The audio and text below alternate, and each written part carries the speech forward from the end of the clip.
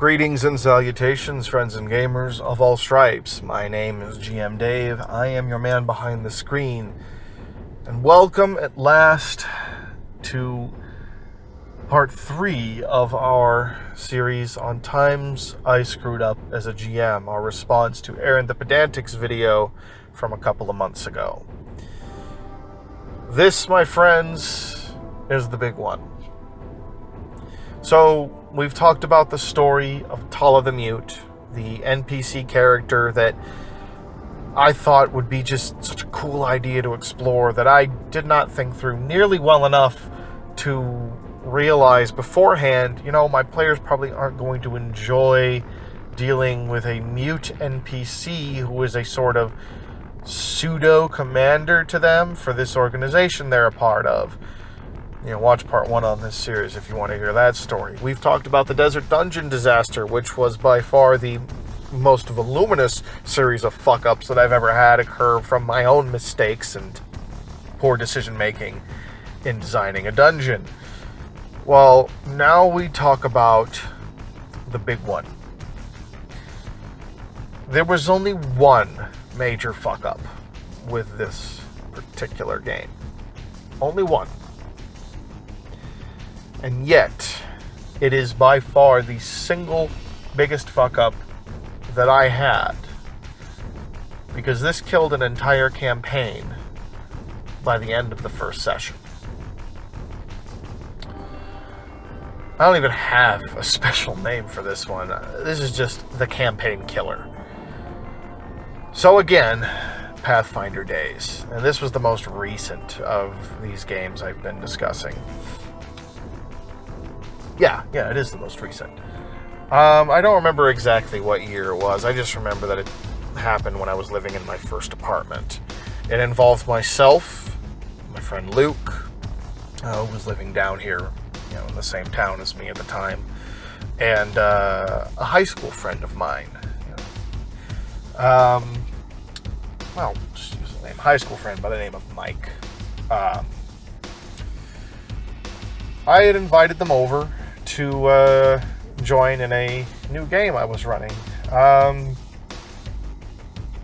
don't remember exactly what year it is, but if anyone remembers the year that Vikings started as a series, this was around the time of Season 2, and I was heavily inspired by the show. I really wanted to run a Norse-themed D&D campaign. Low magic, which took some serious doing, but, I made it work. I found ways to make the low magic thing work in Pathfinder. I looked up some homebrew ideas. I looked up a bunch of suggestions for how to do that. And I worked with the players and made it clear, like, hey, this is what's going on, and made it work. Actually, I think my coworker Ryan was with us too, come to think of it. I believe he was one of the other players. Because we had 3 players initially, and there was a 4th that was brought in by Mike, who's a friend of his. I don't remember her name. We'll just call her Susan. Yeah, we'll go with that, Susan. So, I'd never met Susan before, but Mike assured me that, I'd like Susan. He'd played with her before many times. He found her to be a real creative kind of player, very enjoyable, person to play with. And that sounded pretty good to me. I trusted his judgment well enough. We had our differences in terms of how we ran games, our differences in terms of what we liked, but, we'd been friends for a very long time, and by and large, our ideas coincided with each other. I tended to agree with the types of things that he liked for the most part, and for the most part, he agreed with me in that regard. So I had trusted that this player would be a decent fit. Now, well ahead of time, I know I'm going to get flack for this part from a certain crowd that I tend to speak out against a lot, that I am quite sure does not very much like me. At the time, I had made it clear to the players what the starting goal of this campaign was. This was going to be a Viking-themed game. They would be doing raiding and sailing and all that stuff, but the campaign was going to start with a storyline that involved them securing their own lands from encroaching orc raiders. I know, orcs is evil. Oh my god, I'm such a terrible person. Encroaching orc raiders. Now, I made it clear in advance, like, yeah, you know, this is what this is about. So be aware. Your characters probably will have some, you know, discriminatory tendencies towards orcs. That would be a very likely thing. Orcs are not well received in this particular setting that I have put together. They are seen as wholly adversarial. They fight with humans and other races all the time. The other races fight with them all the time, you know, trying to steal back their lands, drive them out, all that kind of stuff, all the sort of stuff you'd expect. And I made it clear to Susan at the start of the game too. I didn't have a chance to speak with her beforehand because Mike had invited her, or had asked me if I was okay with it the day before. So I didn't get a chance to speak with her. I just sort of trusted his judgment, which was a mistake on my part, as I would soon learn. So I told them, you know, hey, you know, I want you guys to work on the characters, you know, with me when you get here. You know, we did like a little bit of a session 0 for about an hour before we actually started playing, worked on the characters and all that stuff. And the first red flag for me was that Susan brought her character with her. She already had her made, and it was a half-orc pirate. And I told her, okay, you know, we can work with that. That sort of thing will work in this setting. It won't be your traditional Jack Sparrow-esque kind of pirate. It would be something a little more European themed, something like that. So keep that in mind. But yes, this is something we can work with. But I told her from the start, just to be clear though, orcs are a major adversary in this. So your character is probably not going to be very well received.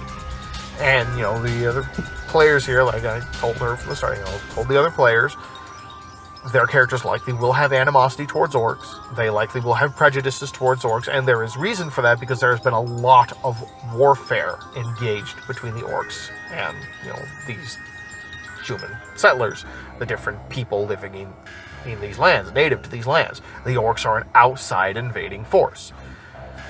And the reason I wanted to set it up that way was to kind of set up a juxtaposition.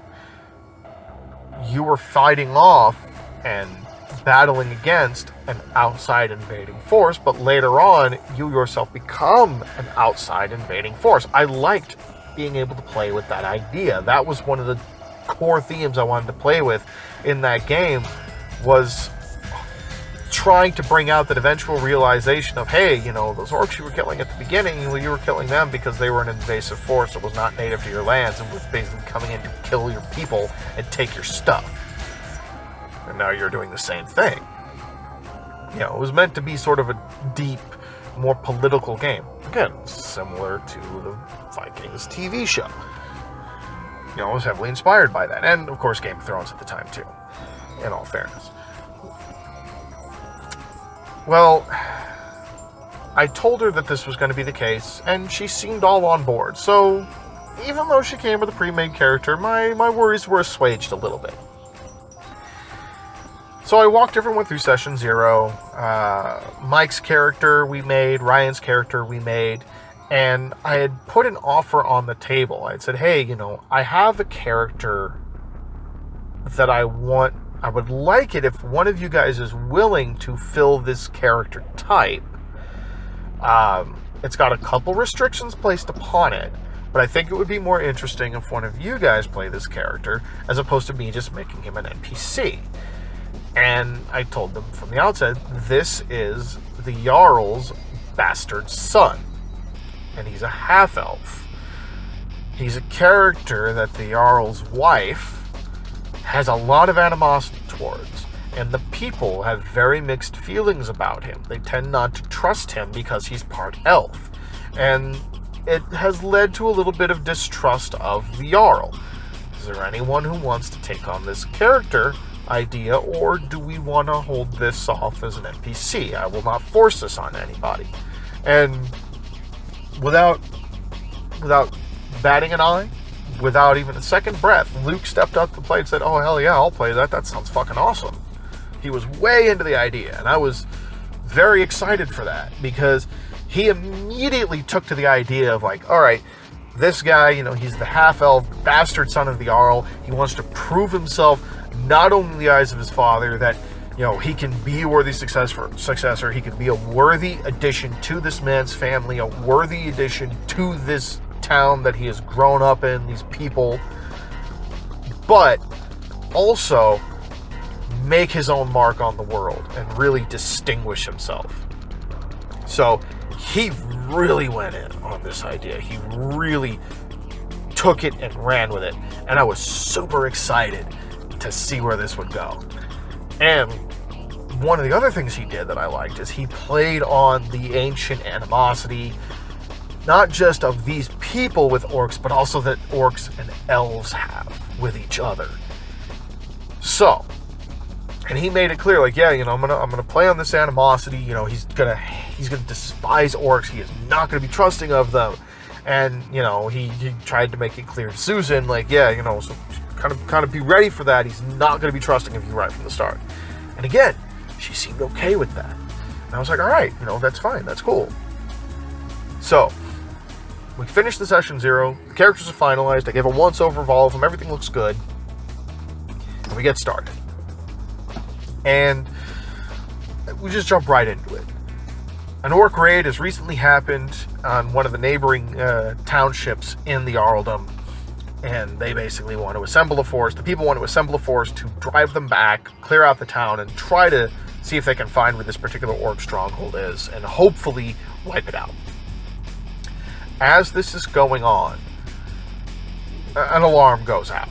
And basically, this is where Susan's character was introduced. She gets captured. She ends up shipwrecked. Washes ashore in the town. And, the people initially go to help her, seeing like, oh shit, someone's washed ashore. And then they realize, this fucking thing's part orc. Put it in chains. Call the Jarl. We need to make a decision. So, they put her in chains. Call the Jarl. And the Jarl decides, son, I want you to take the responsibility for this. You understand how I do things. Make a judgment on this creature. And basically giving Luke's character and the other members of the party who were friends of his the chance to deliberate what they were going to do. So they deliberate and they decide, we're going to go talk to this, this half-orc, see what their intentions are, see why they're here, all this stuff. Now, Luke's character, though, he made it clear from the start, yeah, I have animosity towards orcs, but he was still willing to go and talk to her. So he goes, and he's hostile. Like he's not like overtly hostile, but he's not exactly friendly about it either. He's relatively hostile. He does not use kind words with her from the start. And, Susan plays that up. Her character is a pirate. They don't take kindly to unkind words. So they start bickering a bit. The other, Ryan's character tries to kind of interject, like, oh, hold on, no, let's ease things up a bit. And Luke's character plays his character as, okay, he's willing to be more level-headed, he's willing to do so. Susan wasn't. And this is where things really started spiraling out of control. Susan, the player, had apparently, despite what we had told her, despite her agreeing to it, despite us all being very, very clear, hey, this is probably how your character is going to be treated at the start. Over time, the characters will most likely grow to trust you. You will be accepted into the party, but it's going to take time. It's going to be a character growth sort of thing for your character and for the other characters. We're going to use this as a way to sort of build some growth for everybody and hopefully build an interesting bond for all of you guys. In the moment, when it came time to actually roleplay, that all got thrown out the window. To the point that she grew so hostile. She grew so hostile as a character. And, that I had to briefly stop things and basically say, what are you doing? You know, it's like why would you, like, that doesn't, like, this doesn't make sense that your character would just throw her life away. No, he insulted me. She will not take that. She will never take that. And so I said, to the point that your character would pick a fight that will get her knowingly get her executed? And her answer was, yeah, that's what my character would do. And that right there is when the train went completely off the rails. She brought up the "that's what my character would do" scenario in a way that effectively removed her as a player from the entire game within 45 minutes of the first session. And Luke, you know, as I was standing there kind of flabbergasted by this, Luke sort of sighed like, all right, well, Esbern would execute her then. If she's not willing to be reasonable, Esbern would execute her. Like, we know that's what he would do. And so I just sort of said, all right, stop. Rewind. We're not doing it this way. You know, and I tried to erase the slate. But it was too late at that point. There was no erasing it. We went through the rest of the session. We played through it. They played through the little bit of animosity and stuff. But the mood was irrevocably harmed. It was irrevocably harmed. Because of the fact that Susan refused to back down. Not just in character, but as a player. Refused to back down. And the reason why I consider this a fuck up on my part, even though this was her decision, is because I saw this happening and I did not stop it sooner. I should have stopped it as soon as I started noticing it. But I held out hope based on what Mike had told me that, okay, you know, maybe she'll be more reasonable. Maybe, you know, she's just playing up the character. Let me wait and see where this goes. And then as she started getting more heated, I should have been more aware of the fact. I should have not let myself get so flabbergasted by how this was going, and should have stopped, taken stock of the situation right then and there, and said, that's enough. You are not playing to the agreement that we all reached. We told you ahead of time this sort of thing would happen. It is not fair for you to take this into such a direction that you're going to derail the entire game by killing off your character within the first 45 minutes of the session. It is not fair to the table for you to ruin that because you are insistent on playing your character to such a stubborn degree that you will not change, even though it makes no sense for your character to effectively commit suicide by doing this. So, yeah, it was over at that point. We re-round. We played through the rest of our time. I think we played for another 2 hours. Went through the adventure that I had set up. But yeah, the mood was effectively killed. We were going through the motions at that point. And we never met up again for session 2. The campaign was dead.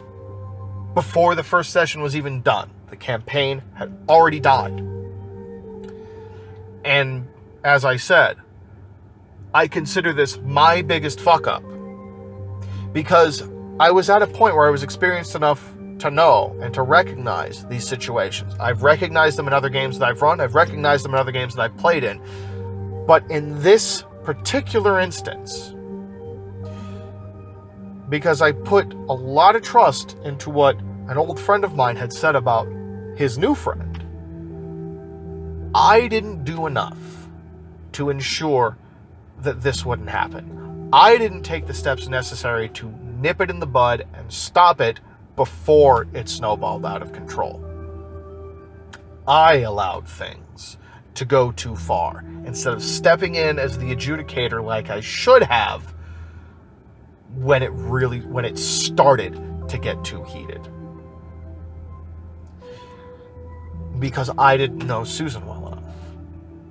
I should not have assumed that her heated way of acting was just her playing the character. Because I learned after the fact it wasn't. That was her as a player doing this. Not just her as a character. And that's it, friends and gamers of all stripes. This is the end, number 3, or really number 1, the top 1 of the 3 most major fuck-ups I have had as a game master. What are your thoughts, friends and gamers of all stripes? Go ahead and let me know in the comments down below. Please tell me about times, let me know about situations you've run into, like major derailing moments in campaigns, either as a game master yourself or ones that you experienced as a player. What was that like? And more importantly, what did you learn from that? Because for as frustrating as these moments can be, for as disheartening as they can be too sometimes, and this was disheartening, I don't believe I ran a campaign after this particular disaster for probably about 6 months, 7 months after this happened, because I was in no mood at that point. I felt totally soured on the idea because of how badly this one went. And maybe I'll revisit the idea again in time, because I do still like the idea of playing a game like this, but not now. I've got another campaign, a new campaign I'm going to be starting, at the time of recording, starting tomorrow. At the time of upload, who knows, it could be a week or 2 weeks from, 2 weeks past that time. But let me know your thoughts in the comments down below. As always, if you liked the video, please feel free to leave it a like. Subscribe if you'd like to see more. Share the video around if you think there's other people you know who might... Share the video around if there's other people who you think might be interested in this sort of content.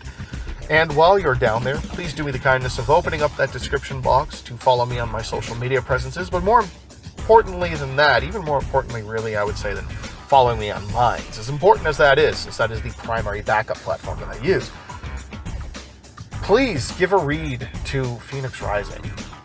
Hair Illustrations and I worked very hard on that comic, and it has been nice seeing that it's starting to slowly pick up again. It's leveled out as things that run for a while always do, but please give it a read. If you're into the idea of a fantasy adventure story, something that revolves around family, friendship, adventure, and kind of interpersonal adversities worked into a grand fantasy setting with a lot of, heart and drama and intrigue, give a read to Phoenix Rising. I do genuinely think you will enjoy it if that sounds appealing to you. And with that, all now said and done, friends and gamers of all stripes, thank you once again for joining me. Thank you once again for your patience with this very long delay that I had recently. Another long delay. I appreciate your continued support. I appreciate everyone new who's coming in here, new subscribers. The channel has been beginning to ramp up in growth again, which is kind of amazing, honestly, given how YouTube likes to throttle things nowadays. And, the kind of things that the website, tends to bury and hide. I don't talk about spicy things too much, but the fact that I do, I wouldn't be surprised, probably does have some effect on that. But nevertheless, I appreciate all your continued support, and I would like to remind you all that, please remember, in this world of tabletop gaming, you do not want to just sit back and watch, but get in there and game. Have a good one.